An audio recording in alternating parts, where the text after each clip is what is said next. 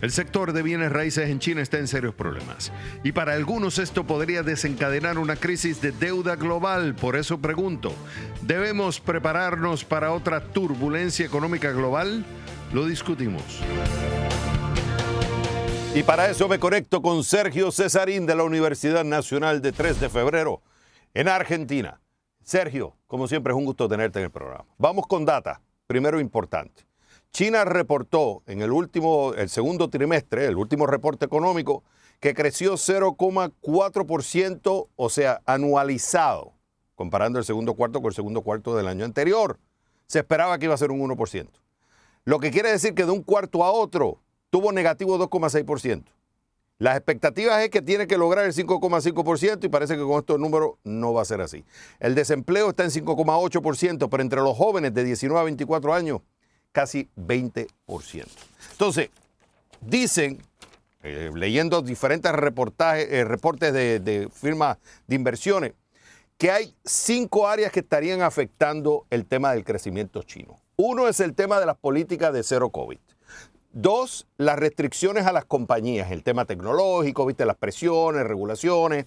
El tema de las regulaciones financieras en los Estados Unidos, que los entes reguladores financieros en Estados Unidos están exigiendo de que tiene que haber más transparencia en los reportes financieros de las compañías chinas. Cuarto es el tema del nivel de deuda. Y quinto, que es el que me quiero concentrar, es en el mercado de bienes raíces.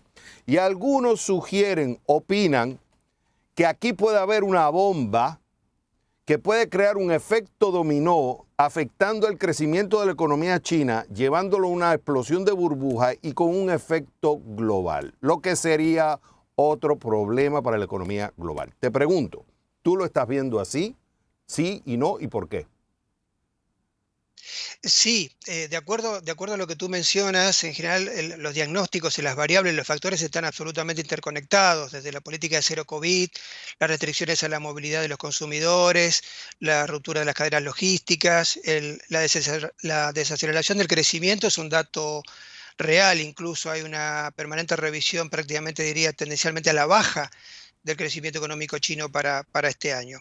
Y uno de los factores más importantes y tal vez más preocupantes en los análisis de riesgo de distintos think tanks y compañías que analizan el mercado chino tiene que ver con la posibilidad de un estallido, de, bueno, preocupaciones adicionales que tienen que ver con posible crisis en el mercado inmobiliario, de los cuales la crisis de Evergrande fue como un antecedente, diría una alerta roja, digamos, importantísima, ¿no? Entonces, en ese sentido hay ahí dentro de lo que son los análisis de riesgo, hay como una mayor ponderación a este factor dentro de los factores disruptivos que desacelerarían el crecimiento de la economía china, que, como tú también mencionaste, es prácticamente un tercio del crecimiento de la economía global. El crecimiento chino representa casi un tercio del crecimiento de la economía global, y cualquier disrupción generaría problemas aún más estructurales para el sistema económico mundial. Fíjate que y yo quisiera que tratara de explicar, yo sé que es un tema muy, muy complicado, explicar las causas de por qué China está en esta situación, pero fíjate, puede crear un efecto dominó porque ya está afectando la industria del hierro. Estuve viendo data. La demanda de mineral de hierro ha caído casi a la mitad, lo que está afectando ya empresas que pueden estar o están o pueden irse a bancarrota. Está afectando el tema de la construcción, que es sumamente importante para la generación de empleo. Puede afectar el tema del refinanciamiento de las deudas de las casas constructoras, que ya vimos el caso de Evergrande y hay otras varias que se han ido de alguna forma u otra han entrado en bancarrota. Tiene la caída en la demanda, porque al haber una caída en la demanda de propiedades, lo que hace es que haya menos construcción. Eso no hay satisfacción con el tema de los consumidores. Ya hemos visto varias imágenes de gente tirándose a la calle reclamando su dinero. Y esto puede llevar al sistema bancario, porque a la gente demandar menos, no pagar, pues los bancos también se afectarían. ¿Cómo es que China llega aquí? Porque las imágenes que uno ve es pura construcción de ciudades fantasmas. China llega aquí a través de lo que fueron los planes de estímulo fiscal y de flexibilización crediticia que fundamentalmente arrancan en el 2008 cuando, bueno, por la crisis financiera internacional, de alguna manera la estimulación del crecimiento significó la adopción de decisiones por parte del gobierno chino a través de laxitud crediticia, facilitación de crédito, rebaja de tasas, promover el consumo. Y uno de los sectores que recibió un fuerte impulso en términos de inversión y captación de activos fue el sector inmobiliario o real estate. Y ahí viene todo este menú, este conjunto de, ante una eventual crisis, de impactos asociados. Tú los mencionaste en una escala muy, muy precisa. Es decir, tanto a nivel financiero, dentro del sector financiero oficial y no oficial, dentro de lo que son los hogares, la economía de los hogares, el impacto que tiene que ver con la reducción de los niveles de actividad en el sector de la construcción, cuando algunas consultoras mencionan que la participación de todo lo que es el rubro construcción dentro de la generación del PBI prácticamente alcanza el 30%, comparado, por ejemplo, con países como Irlanda, donde alcanza apenas el 10%.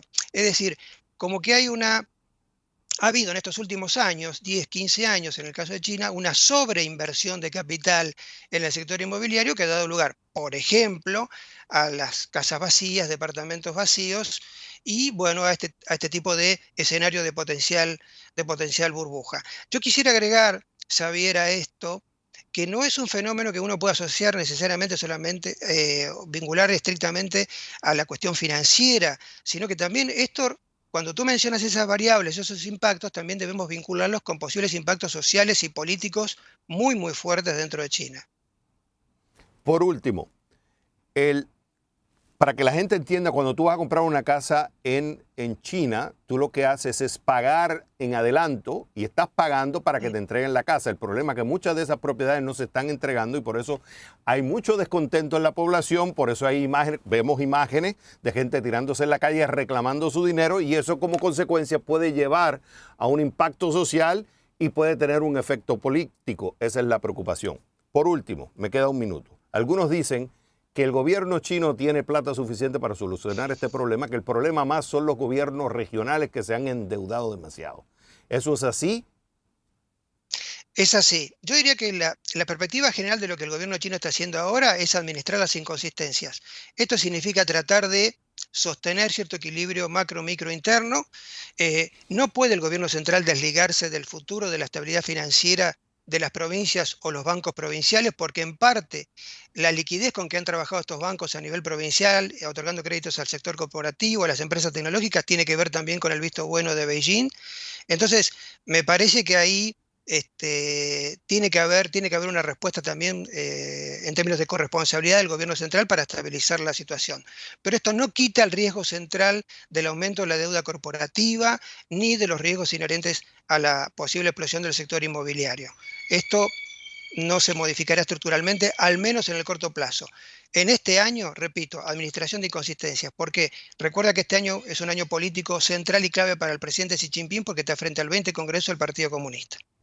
Y esa es otra variable importante que hay que analizar. Todo esto, este escenario que hemos estado hablando, el efecto que puede tener político y social en China, que es un año muy importante. Sergio Cesarín, como siempre es un gusto tenerte en el programa. Gracias.